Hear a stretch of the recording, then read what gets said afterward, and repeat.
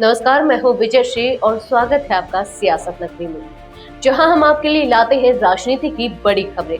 India block की एकजुटता पर सवाल उठते ही जा रहे हैं। ईवीएम पर सवाल उठाने वाली कांग्रेस अब अपने ही सहयोगियों के निशाने पर आ गई है। जम्मू कश्मीर के मुख्यमंत्री उमर अब्दुल्ला और टीएमसी सांसद अभिषेक बनर्जी ने कांग्रेस की ईवीएम विरोधी रणनीति को सिरे से खारिज कर दिया है। आखिर ये पूरा मामला क्या है और इंडिया ब्लॉक में लीडरशिप को लेकर कौन से नए विवाद खड़े हो रहे हैं, आइए जानते हैं इस रिपोर्ट में। ईवीएम यानी इलेक्ट्रॉनिक वोटिंग मशीन पर सवाल उठाना कांग्रेस के लिए अब भारी पड़ता नजर आ रहा है। इंडिया ब्लॉक के अंदर ही दरारें गहराने लगी है।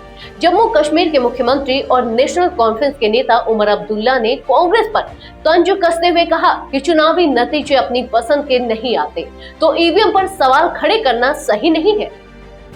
जब आपको संसद में 100 से ज्यादा सीटें मिलती हैं तो आप जश्न मनाते हैं, लेकिन जब नतीजे आपके पक्ष में नहीं आते तो आप ईवीएम को दोष देने लगते हैं। अगर आपको ईवीएम से समस्या है तो इसकी निरंतरता होनी चाहिए।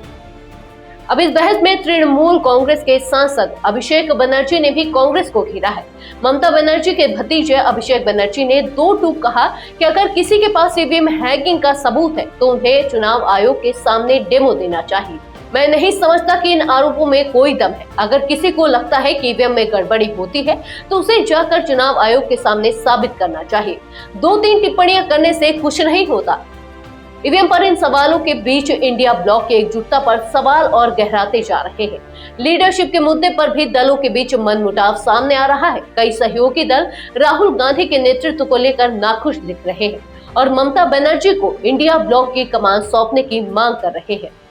इस पूरे विवाद के बीच कांग्रेस के मणिकम टैगोर ने उमर अब्दुल्ला के बयान पर नाराजगी जताई है।